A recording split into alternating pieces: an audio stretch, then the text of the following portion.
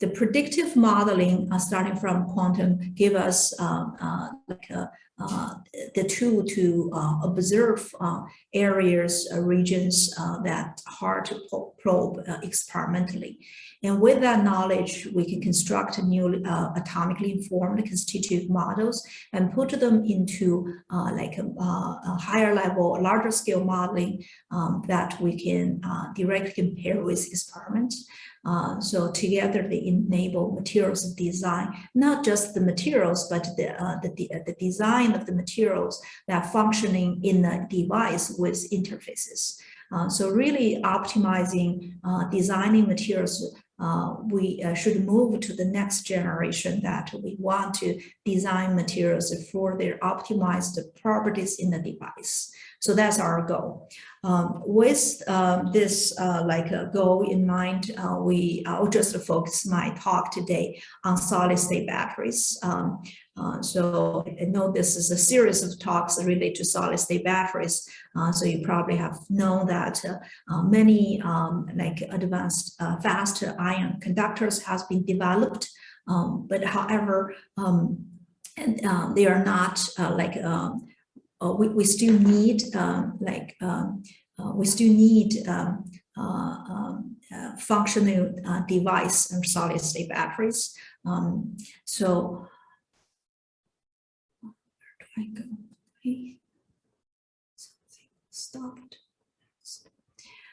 So why we don't have functioning device as even though the solid electrolytes have comparable ionic conductivity as liquid. So I kind of listed a few important differences when I compare liquid with solid, right? So a liquid will form like a conformal interface with the solid electrode particles. However, no matter what geometry in solid electrolyte, solid-state batteries will make, and the interface are not perfect. And they're not perfect in contact. They're not uniform. The ion transport in the liquid is we always think of them as the solvated ions, and their motion transport is more uniform.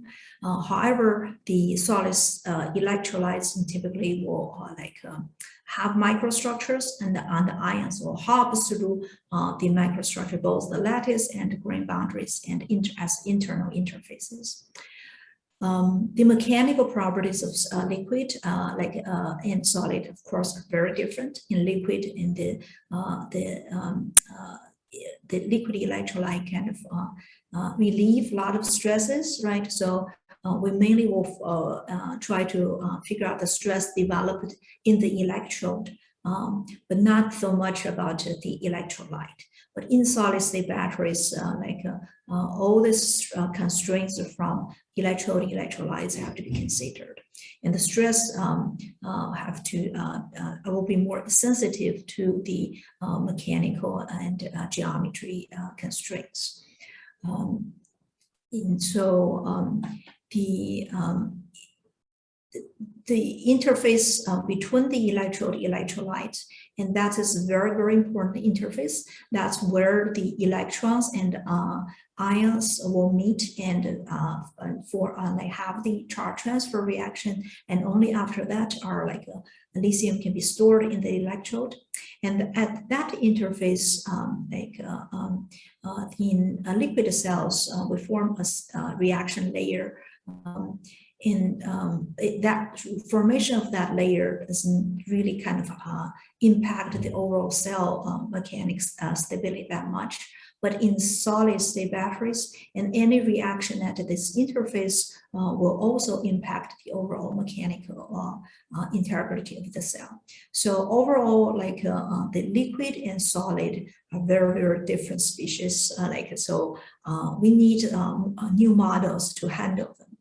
Right, so our modeling always kind of start from quantum, and we especially ask the questions that we don't know the answer to quantum mechanics, such as how ions transfer through the interface, and what are the electron distribution at the interface, at this, if the quantum level is not like it's not enough to cover the dynamics and the size we were interested in, we sometimes go to the atomics level, where we deal with millions of atoms, but we need to kind of summarize all the quantum insight into something called a force field. Above that, we like to take the insight we learned from the smaller scale to the continuum model, especially the continuum model, especially good in handling multiple competing phenomena, different mechanisms. But we need to know those mechanisms, and we need to know that the parameters that we used in those relationships. So that's where I see the ties between the quantum calculations with the mesoscale continuum level of modeling. So in this case, I think maybe it's easier to start from the microscopic continuum level model to understand the battery.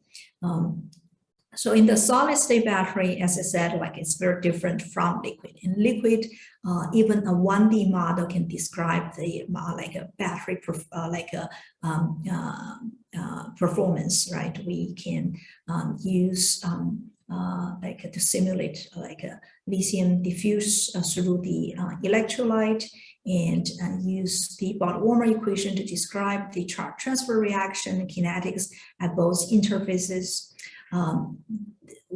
Because the liquid and electrode form conformal interface, so we don't have any dimension for this interface. We assume that it's perfect. If that's not the case in the solid, what do we do? We can simplify this by contact area. So think about that, instead of have a perfect contact, we can introduce a factor, maybe consider as a contact ratio. That's the ratio between the real contact area and this overall projected contact area. And we have to modify our interface current density and resistant reaction density, read accordingly. But that's kind of just one parameter that we can tune to introduce a imperfect contact at the interface to this problem. So we only did this for the cathode and solid electrolyte interface, because both are ceramics. So we have much worse interface contact. And recently, more people start to pay attention to the lithium metal and the solid electrolyte interface. It's still interesting, and but we only just assume that's perfect contact there.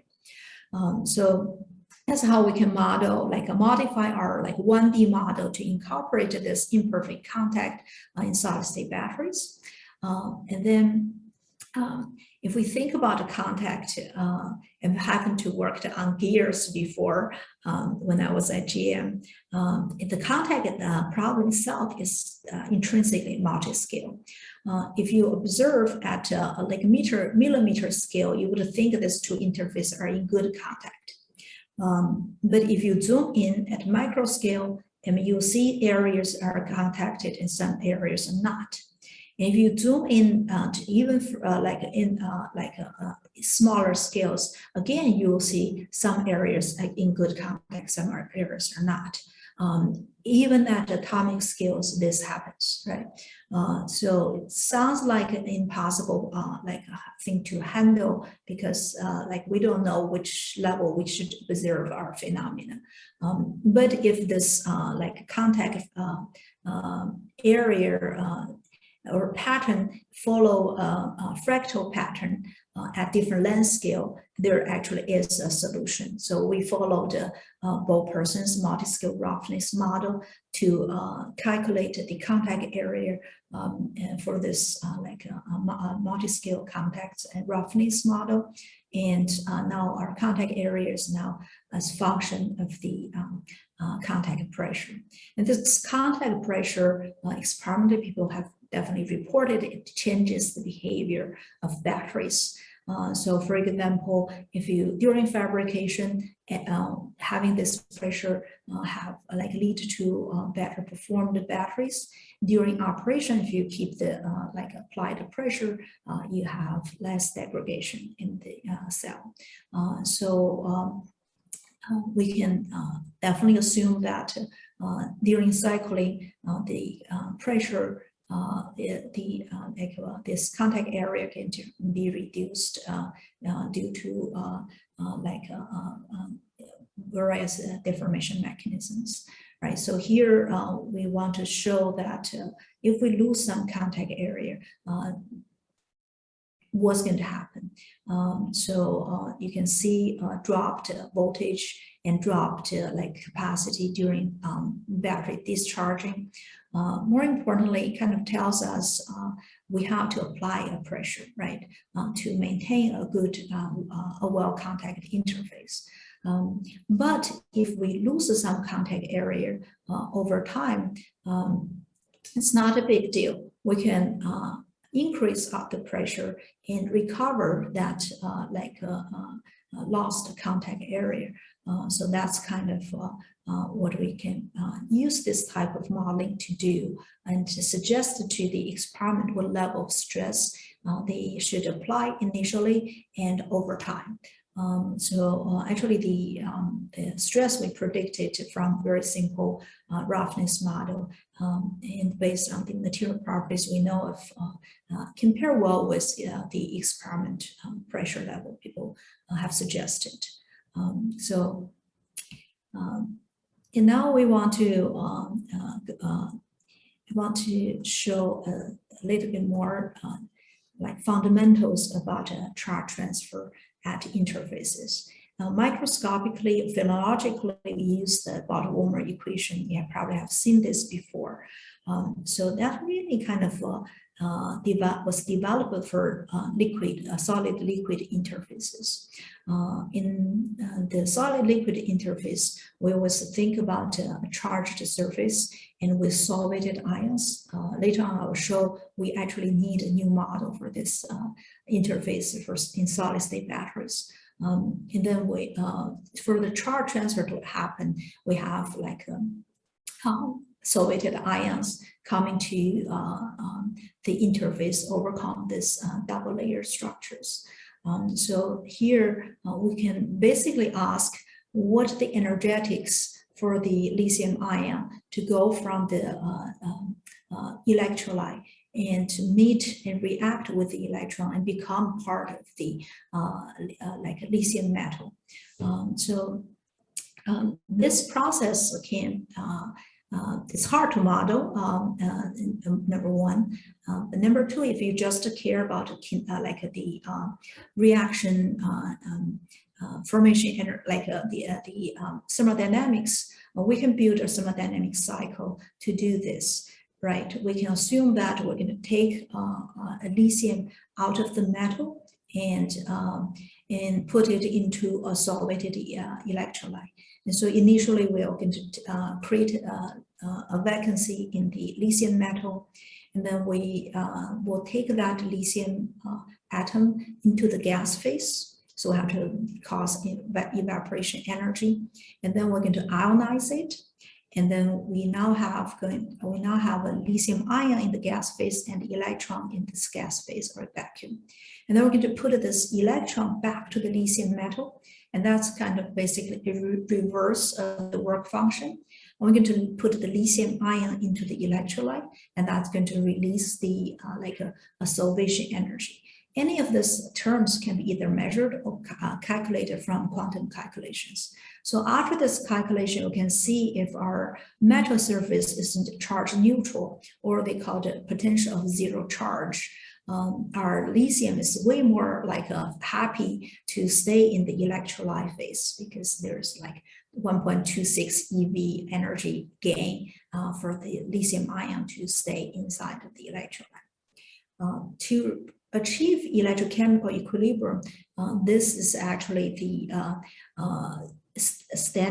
the potential, the electric potential we have to apply to reach our electrochemical equilibrium. So this is the basically the standard electric potential we have for lithium to plate.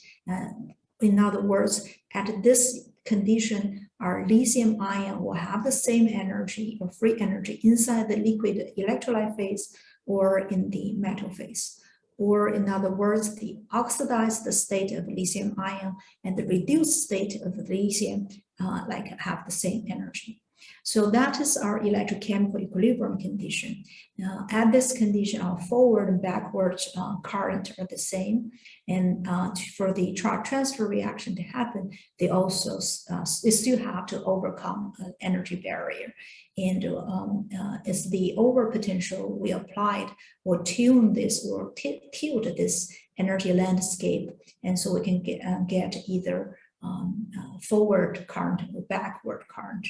Or in other words, reduce the lithium or stripping of lithium. So it's very important to figure out what this electrochemical equilibrium condition is.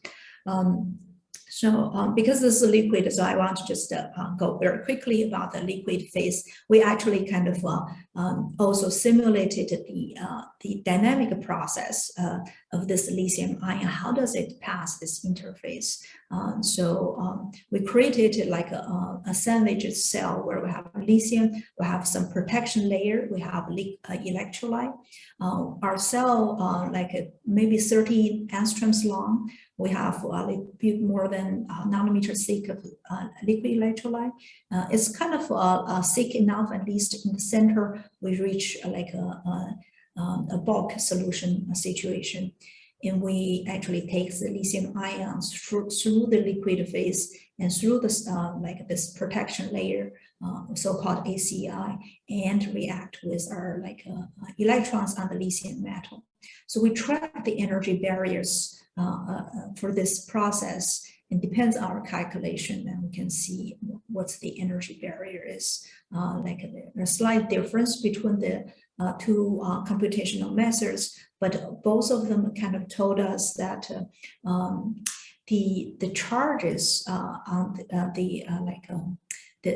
lithium is negative, and the charges on the ion is positive until the lithium ion kind of reaches this interface. Okay, so the charge transfer really is an ion transfer process. And this happens when we have a large amount of electron density on the negative electron density on the electrode. So this happens at the minus 0.126 volt when we're at this electrochemical equilibrium. As I said, we can start to define what is a stripping, what is a plating.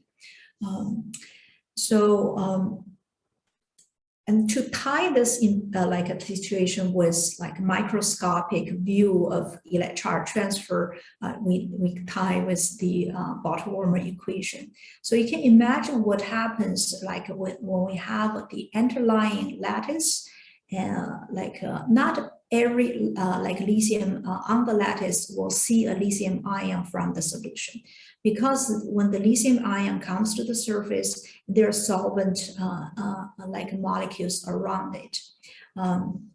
And so from the size of the solvent molecule, we can actually estimate what's the surface current of the ion.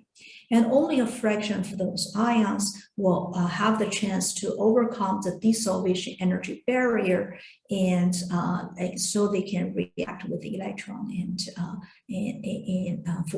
finish this charge transfer step. And this is exactly the definition of the exchange current density in the Bottle-Warmer equation. So we're able to actually simplify this picture and to use our atomic simulations to get the surface coverage and to get the dissolution energy, and then put into this equations to predict the exchange current density. What's the benefit to kind of get this, right, that's allow us to go to the next step to simulate the phenomena we can see, we can observe in experiments, for example, dendrite morphology. And because of the exchange current density difference of the two materials, we end up with very different morphologies. You may ask, like, do I have, why I know this exchange current density is most important? Because in this paper, we actually also compared many other parameters and data sensitivity study. It turns out if the only way we can turn this morphology from a mossy lithium to a more facilitated, like a magnesium, is to reduce our exchange current density. Now everything else kind of didn't make such a huge difference. So that's kind of very interesting to see this in this liquid electrolyte, what the lithium dendrite morphology look like, and how does the charge transfer kinetics kind of make the difference. So in the solid, what's the major difference between solid and this liquid electrolyte? And one thing is, in the liquid electrolyte, we still assume the liquid is a uniform medium, right? Its transport properties, everything is uniform. In the solid electrolytes, this concept doesn't apply anymore. And this is a microstructure of solid electrolyte. You see grains, you see big grains, small grains, you see grain boundaries. And you see as some contradictory ideas we can think of, like recent a paper from Tracian Wang and Nancy Dudley's group reported that the amount of lithium dendrite growth inside the solid electrolyte is related to the electron conductivity of the solid electron. Right. If we just apply our quantum calculations, density functions, theory calculations, and treat everything as a single crystal bulk, we'll see that the band gap in one solid, like our zero solid electrolyte, is much larger than that in the lithium PS 4. However, this is the opposite as they measured, the measured electron conductivity. Meaning that it's like the carrier, the electron conductivity carrier is not just the the carrier we can get from the single crystal. There are other defects and there are other passes, right? So what are the passes, and what kind of enable the lithium metal to be found or be formed and nucleated and grow inside solid electrolyte? We have lithium ion everywhere, right? Lithium ion transport through solid electrolytes. To form lithium metal, we need electrons, right? But if we look at the bulk of the electrode, there are the large, wide gap insulators where the electrons come from, right?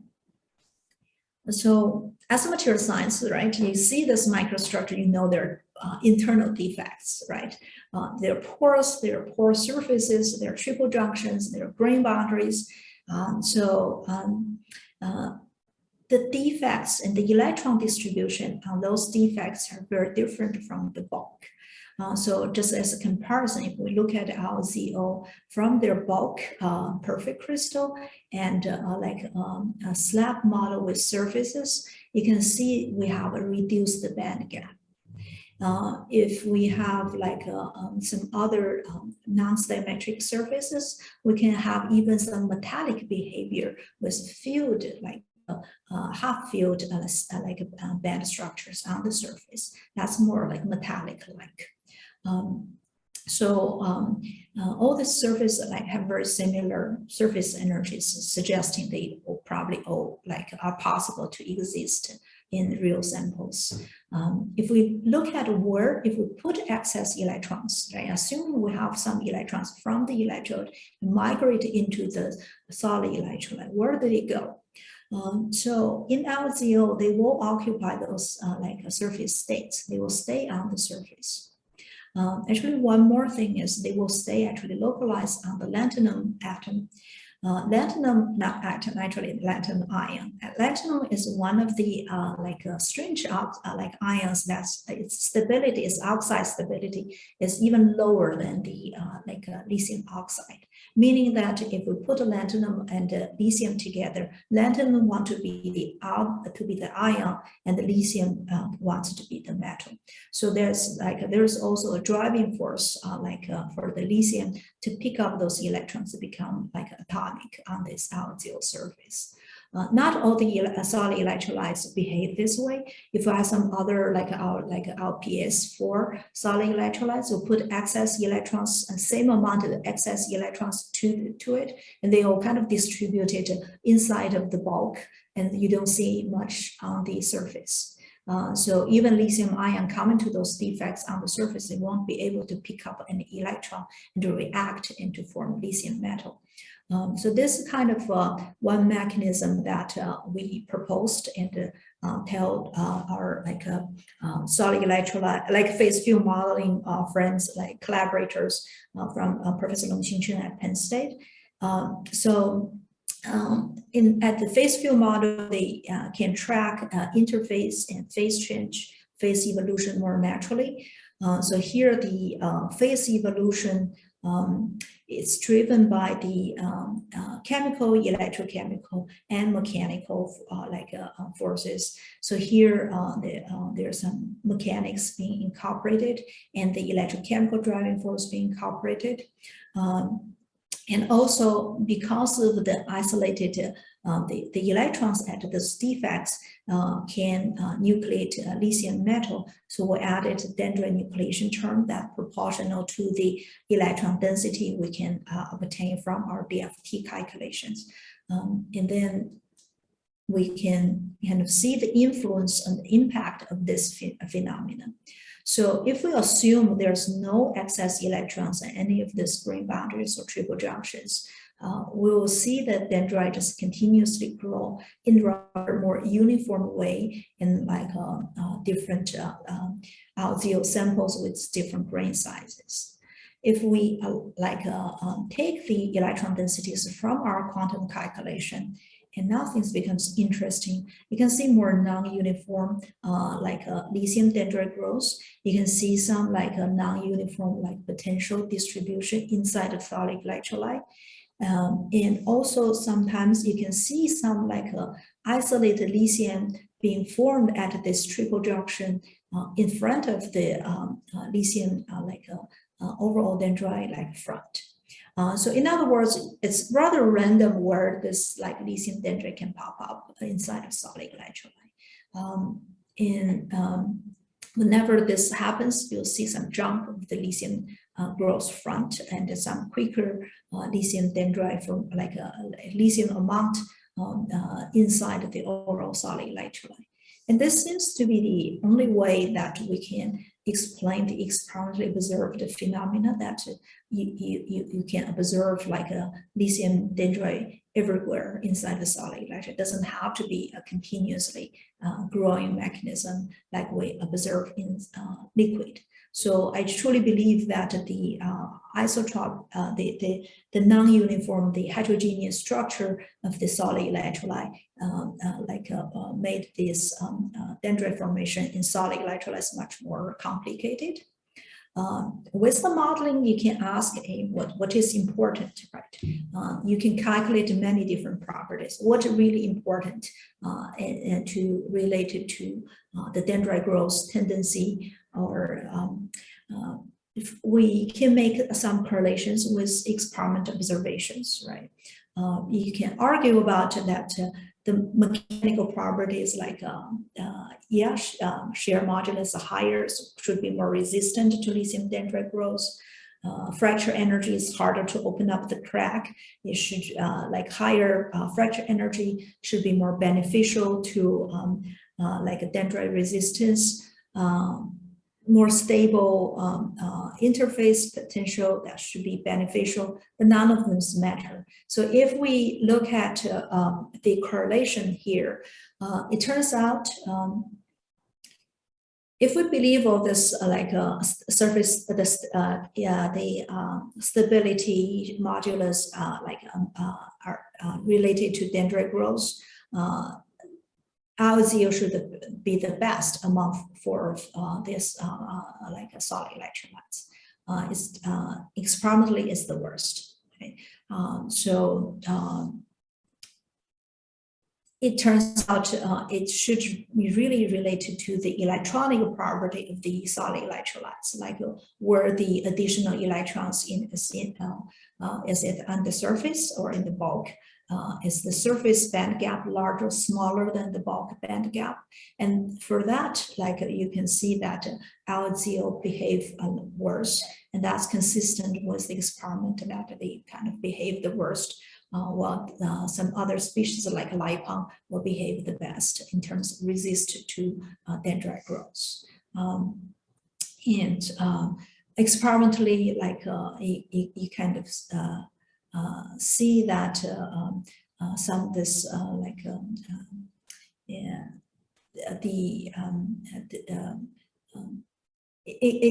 so this is not that. So experimentally, like the measurements are all shown like in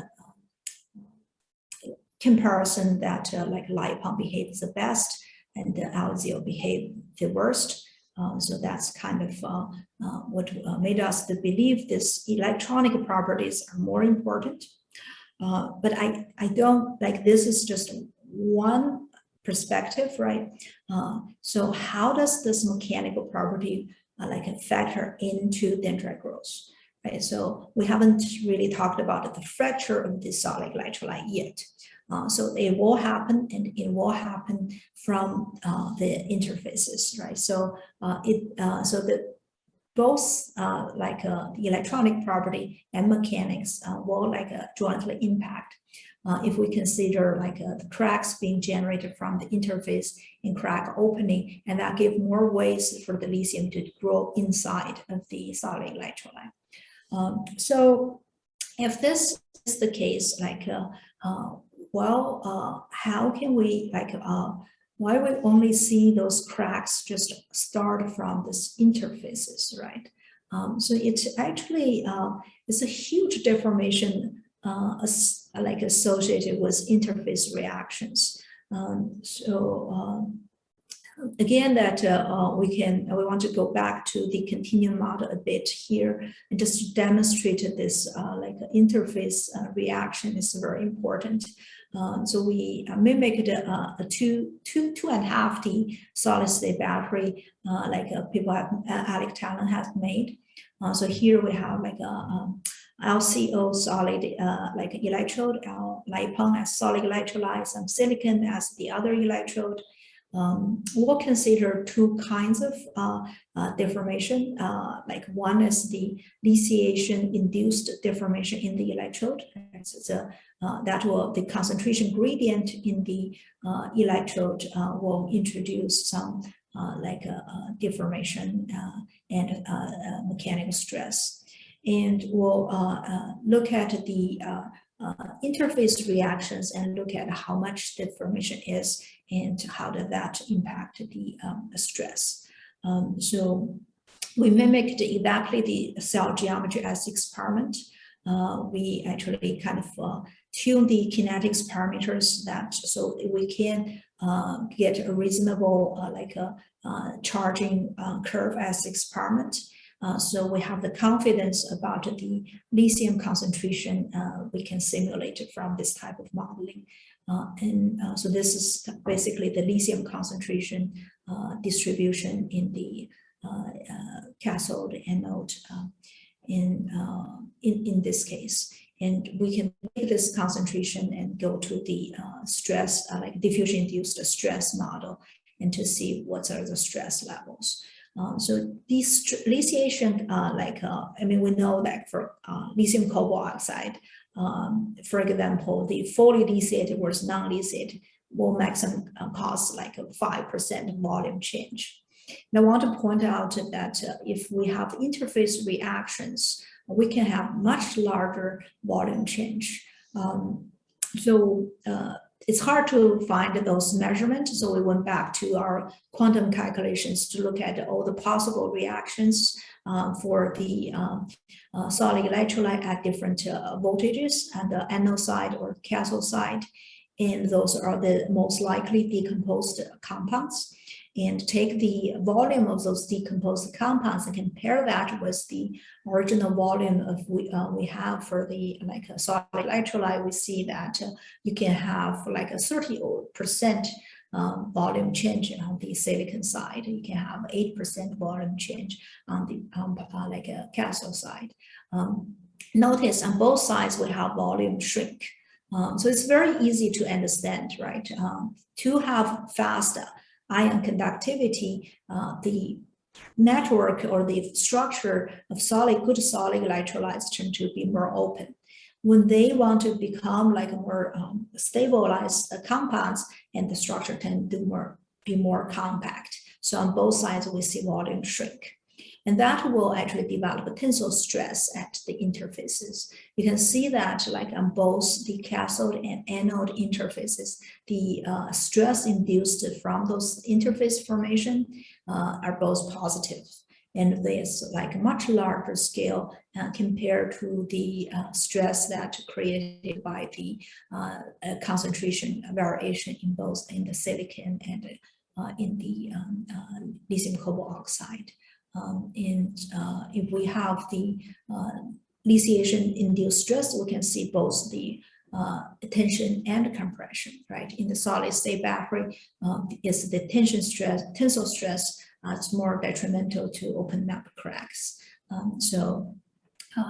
This is kind of really important driving force for us to see crack opening.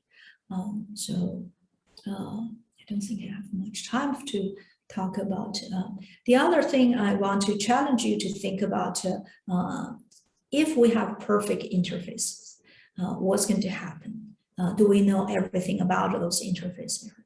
If we have interface, a flat interface and perfect contact interface, do we like even like electrochemically stable interfaces, do we still have exchange of ion and electrons? The answer is yes. If we have perfect interface, if we just put anything together, we actually can have like an electron and like ion transport through the interface. So in physics, we know that if we have two metals, they have different Fermi levels. If you put them in contact, electrons will move from the higher Fermi level to lower Fermi level. Same as like the metal and semiconductor interface. For solid state batteries, we actually, our electrodes are typically metal and semiconductors, right? So ion does the same thing, right? So ions can be driven to, due to thermodynamics to transfer from one phase to the other. So that changes the local defects concentration. That's so-called the charge, space charging layer at the interfaces. Those will happen, and if we have the right driving force. So we do have such driving forces if we put the electrodes and the solid electrolyte together. Like, assume we have perfect interfaces, we'll still have to develop certain barriers at those interfaces, right? So here's the example that about this. So assuming that we're going to put a battery together from lithium metal and this lipon and cobalt oxide, where we use lithium cobalt oxide to simulate a fully discharged phase, and half lithium cobalt oxide for simulate a fully charged battery, right? And if we align, if we calculate their band structures, like as individual materials, you can see their Fermi levels are not the same, right? So you would imagine that there are going to be some exchanges from the electrons across the interface. But because of the lithium lipon, the solid electrolyte is insulating for electrons, so this electron transfer only happened at the interface, but lithium ion will transport through in all three phases. So therefore, at the equilibrium condition, the electrochemical potential of the lithium ion should reach equilibrium in the full cell. And the electrochemical equilibrium, electrochemical potential of lithium ion is just also related to the chemical potential and the electrons' electrochemical potential. If this is constant, this thing should be zero, and therefore our lithium chemical potential is now related equal to the electrons' electrochemical potential. And the electrons' electrochemical potential comes from two parts. One is this intrinsic difference at their Fermi levels, so we can call them as their Fermi level differences. And one is the electrode can be charged, and so that will also contribute to their electrochemical potential. So why the electrode has to be charged inside of the battery? We have to understand that if we do any measurement, we actually are measuring the electrons' electrochemical potential, right? We also say for the full cell in the open circuit condition, the open circuit voltage is also the same as the chemical potential of lithium. So we calculate that. We know the lithium and lithium cobalt oxide, the chemical potential difference is about 4. But that's kind of not the same as the electrons potential in the neutral species. Therefore, there got to be some net charges on the electrodes to contribute the internal electric potential in the electrode, right? So that's going to shift all the spans together, and therefore at the end, our electrons electrochemical potential, the two electrodes will equal to the chemical potential difference of the lithium. And at the same time, we'll have developed the internal electric potential inside the cells. This is like a new method we developed to really map the electric potential inside of solid-state batteries. So I will skip some of this derivation. I want to show some maps, right? So then we get the electric potential map inside of solid-state battery. We see there are barriers across the interface. It kind of says, for the lithium ion, it's easier to transport if it's go up this E5, but it's going to be harder to transport to go down the E5, but it's harder to go up the E5. And in this barrier is just created by putting all these materials together. It's nothing to do with a perfect contact or not, right? So we will call this interface barrier as intrinsic interface barrier. So now we actually have some new experimental evidence to show that this intrinsic barrier, a potential jump, actually does relate to the cell impedance.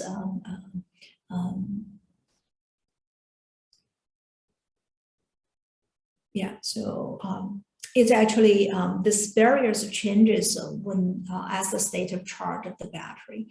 So we can see that when we're less fully, when our cell is more fully charged for the lithium ion to go through from lithium through the electrolyte to the cobalt oxide, it go down the this potential, and it's actually happy to go this way. But when we fill the lithium cobalt oxide with more lithium, and this potential that increases, and it's now create additional barrier for lithium ion to transfer through.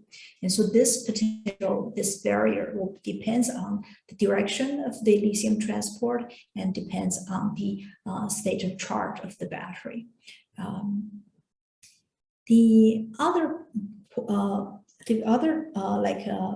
point we have, so You may wonder whether where we can find all this experiment validations.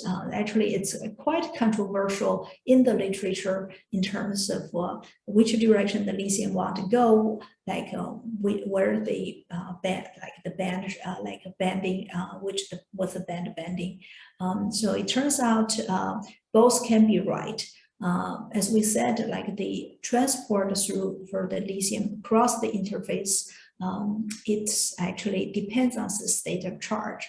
We actually predicted when we are fully lithiated, the lithium actually goes from the electrode to the electrolyte. When we're less when the lithium is deficient, actually you'll see the lithium transport through the solid electrolyte to the cathode materials, and that's kind of basically driven by the defect formation energy we have calculated, and it kind of explains some controversial experiment observations. It also is agreed pretty well with experimentally observed the band bending at the cobalt oxide and the lipon interfaces. So the last piece is this interface structure. What's wrong, I want to show you that it's actually ridiculous to just translate the liquid double layer concept into the solid. So in the liquid, we tend to think the ions as a solvated ion, and we use a Boltzmann distribution to describe the ion distribution in this double layer. But in the solid, the ions are driven by defects, right? So the liquid electrolyte, the ion solvated ion has much lower density, but molar solution 10 to 20s ions per centimeter cube. So if we have some solid electrolyte, for example, lithium fluoride, our lithium ion density is 100 times larger, but our defect density is 10 to the order of 14 times less. So we have a huge order of magnitude we have to bridge. And the defects, and because it's on and off, right? Either have a defect or not have defects at certain sites. So that's the defect should follow a Fermi-Dirac distribution rather a Boltzmann distribution. And what it says here is you can see that if we let our defects follow a Boltzmann distribution, that quickly we're going to lose everything, and actually even more. So that's ridiculous. If we use Fermi-Dirac distribution, we'll lose all the defect, all the atoms when the voltage is really comparable to the formation energy. But then it's still not reasonable, because we can't lose all the lithium ion from the lattice. Turns out quickly that the defects, as we have more and more defects in the formed in the electrolyte enter a higher voltage or lower voltage in this case, the defects start to interact, will become more and more difficult to create more defects. So the actual formation of the defects in the electrolyte near this interface and those charged interfaces actually follow the blue lines.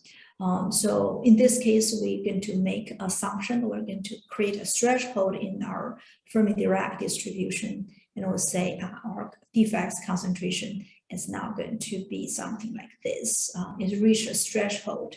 At least if we treat it this way, we can solve this, right? We can solve that the defect concentration near a charged interface in this double layer. We can track also the potential variation across at this interface. And this allowed us to see how the potential variation vary at the lithium LZO interface. And also tells us if we're going to stabilize some of these interfaces, right? Many of those solid electrolytes are not stable at the interfaces. We have to introduce some other engineered thin layers. So it's already have intrinsic barriers for lithium ion to cross the interface. And now if we put another interlayer, we wish we don't have to introduce any additional barriers, right? So that means we have to tune the thickness of this layer so our lithium ion doesn't feel any additional barriers. It turns out it's probably easy to do for lithium fluoride or lithium carbonate interlayers, but if you have lithium oxide from the calculation, this layer is going to be shrink into a very small region. That's probably not going to happen in experiment. So we'll tend to have like additional barriers for lithium ion to go through due to this whatever layers we can introduce to the lithium and the solid electrolyte interface. That's pretty much that I want to kind of show you that how do we think about solid state batteries and what are the challenges and what are the unknown physics we have to solve. And it's basically a lot of this interesting electrochemistry we developed for the solid liquid interface will no longer be valid for the solid solid interface. And for example, I showed you how do we rethink about the double layer in solid electrolytes. I haven't been able to solve what's the related charge transfer reactions just like in this at the solid solid interface, so that like what we have solved for the solid liquid interface. So more things to do. And okay, I think probably used 1 hour, and we should get your questions. Yeah. Thank you.